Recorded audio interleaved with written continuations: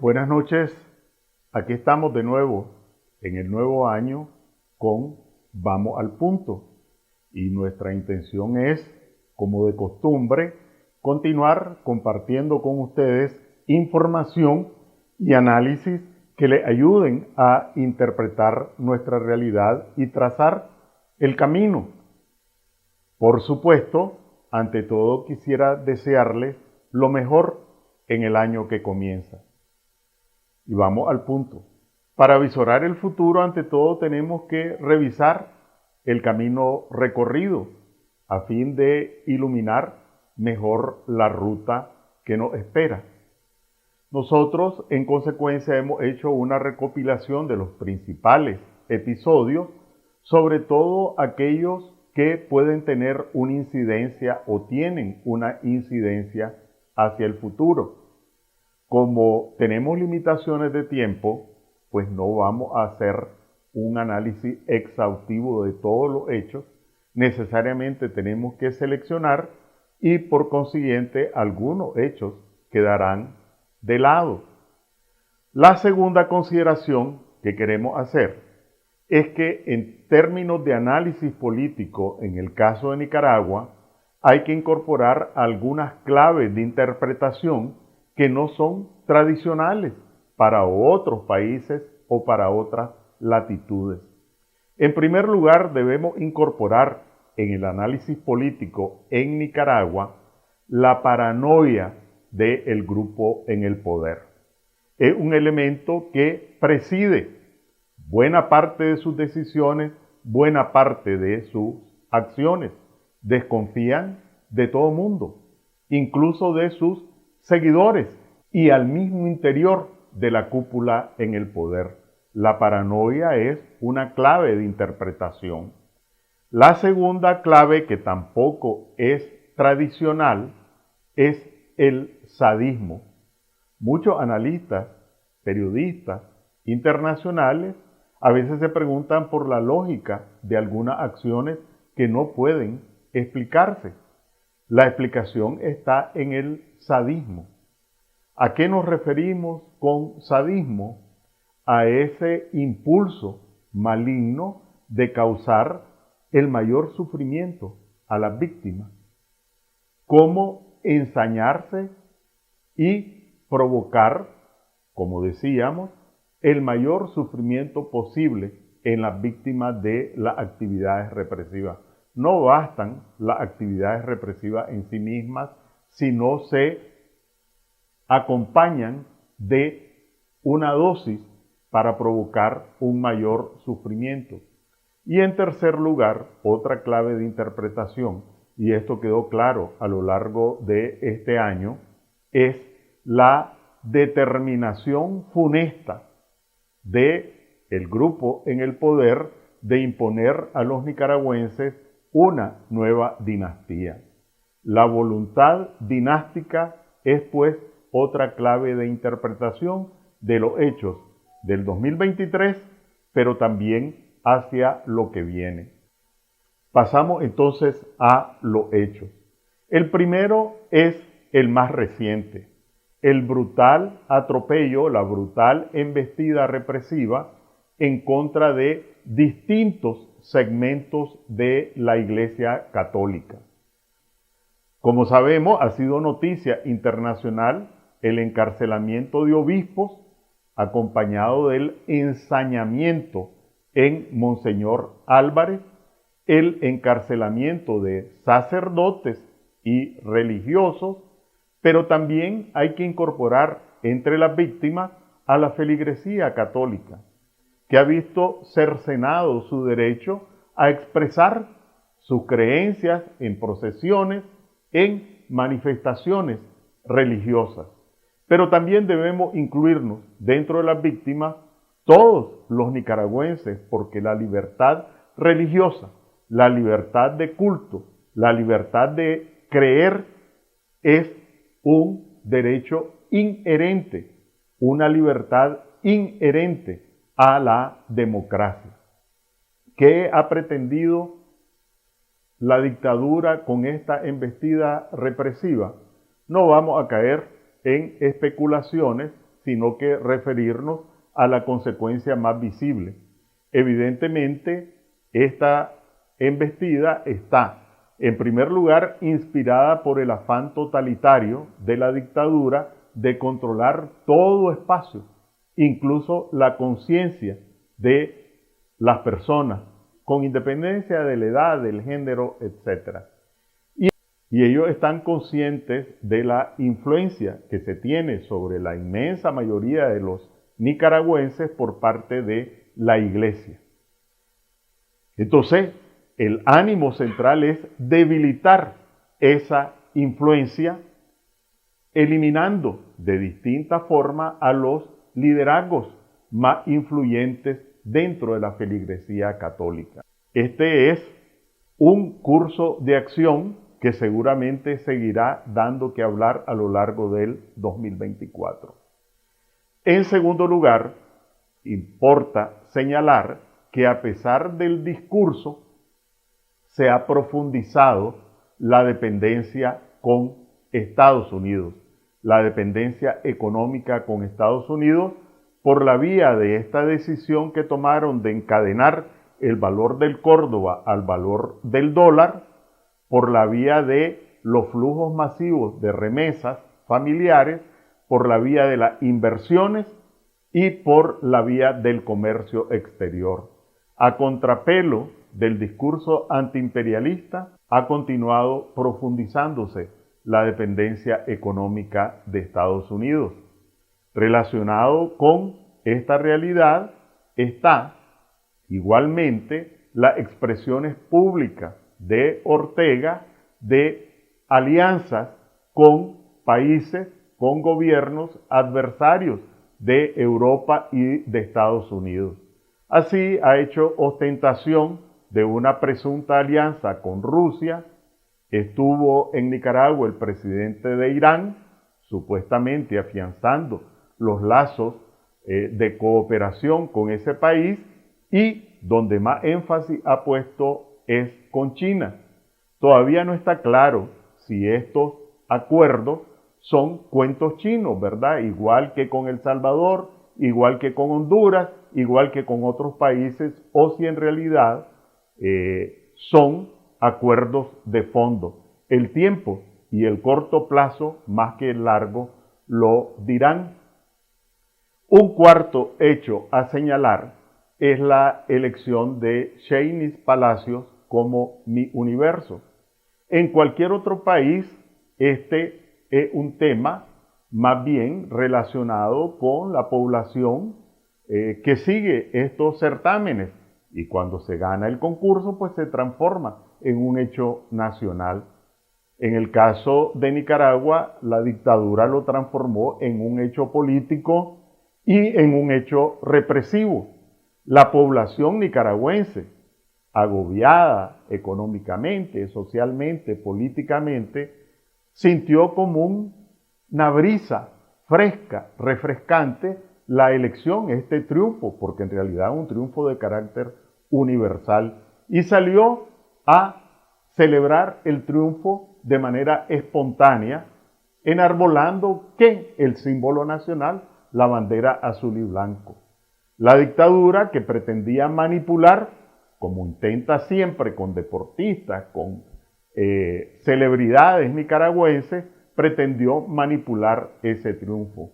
No pudo, tuvo miedo de nuevo a la gente en las calles que no controlaba, y bueno, respondió, además de con sus diatribas, respondió con represión. Registraron el equipaje de Sheinis Palacios, encarcelaron al hijo y al esposo de Karen Celeberti, que era la persona que había por años, frente a todos, como la principal gestora de los certámenes de Miss Nicaragua, la expatriaron, ocuparon sus bienes, se ensañaron en esta familia.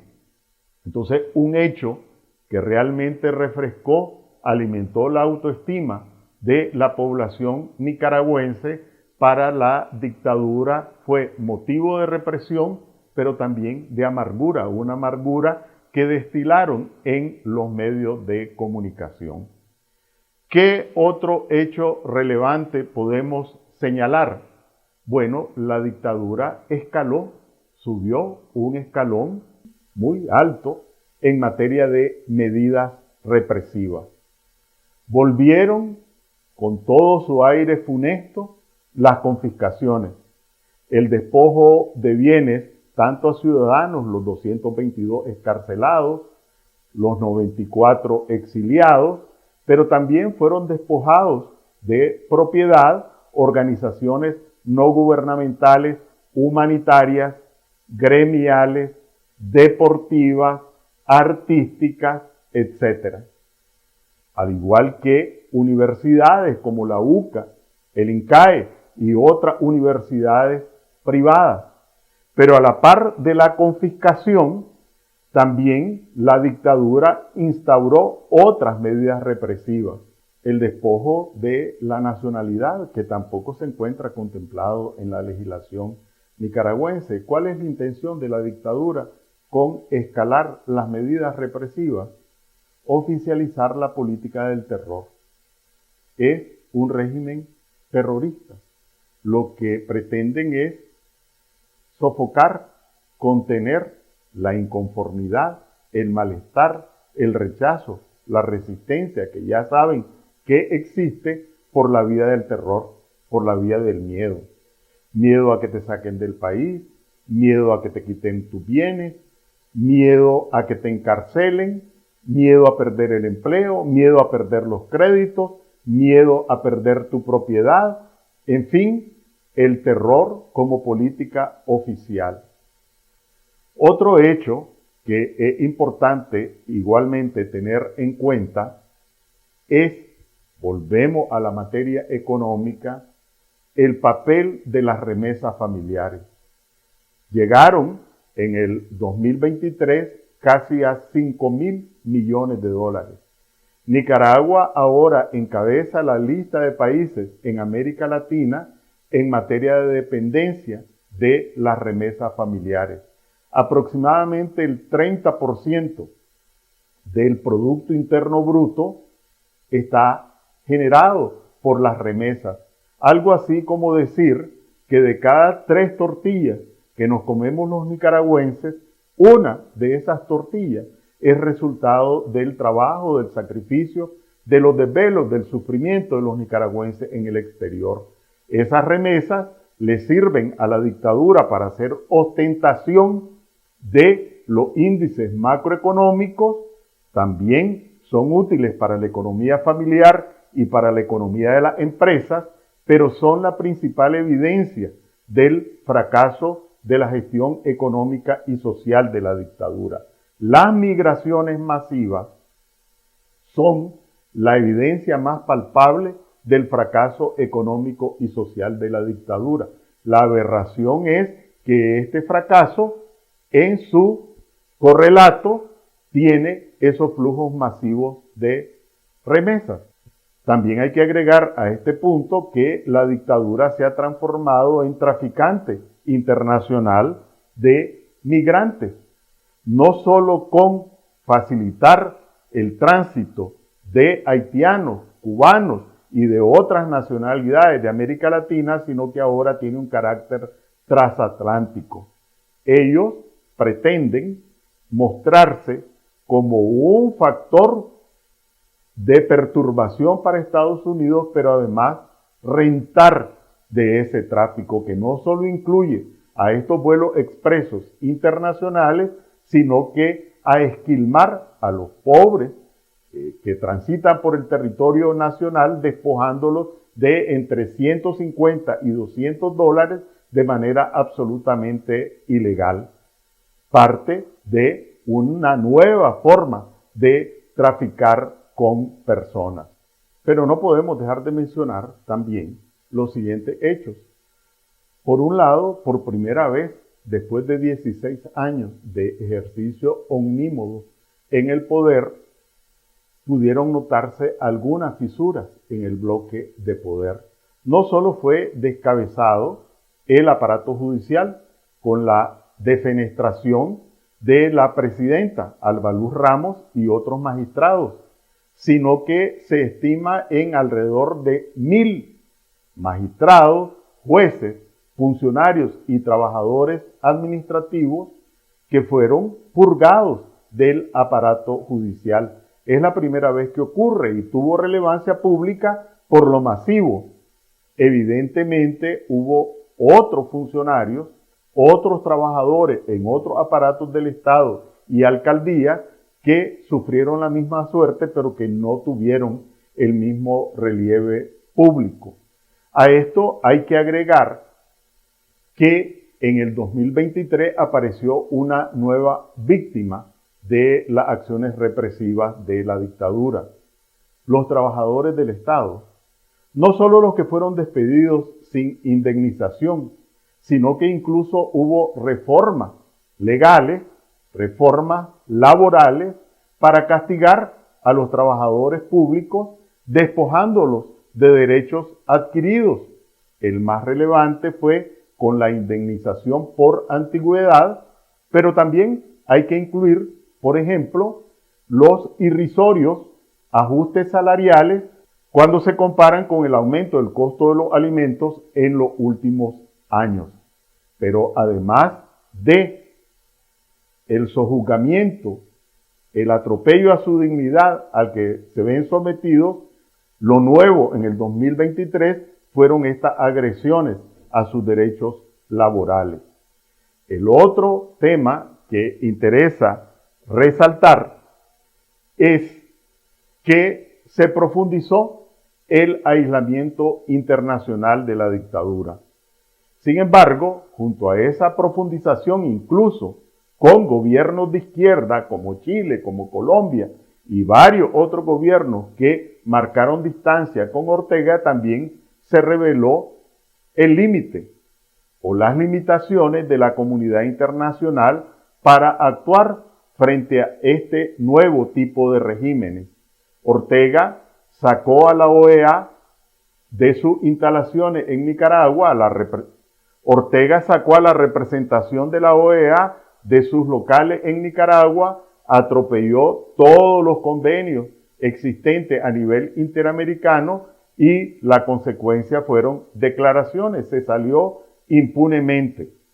Esto revela, por un lado, las limitaciones actuales de la comunidad internacional para lidiar con estos regímenes, no solo con Nicaragua, también con Venezuela, con Cuba, etc.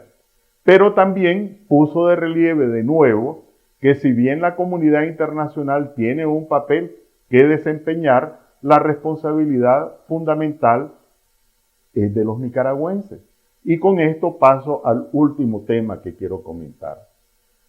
En mi opinión, toda esta embestida terrorista de la dictadura no significa que tiene más poder, sino que lo único que le queda es la fuerza bruta. Ellos están conscientes que se ha erosionado casi totalmente su base de apoyo y están desnudando que lo único que los sostiene en el poder es la capacidad represiva. Pero esto tiene igualmente un correlato, que es la oposición, o más bien las organizaciones y liderazgos opositores. En nuestra opinión, la principal fortaleza de Ortega no es que tenga apoyo internacional, no es que tenga apoyo interno, no es que tenga una bonanza económica, al contrario, la represión es una evidencia que no ha podido ni resolver ni contener la crisis política. Pero, ¿por qué puede ejercer impunemente la fuerza bruta? Por la debilidad de las organizaciones opositoras. En el lado opositor tenemos que incluir liderazgos, organizaciones y a la inmensa mayoría de la población que repudia el régimen. ¿Cuáles son los déficits? En primer lugar, una propuesta que sea capaz de generar confianza y esperanza en la población.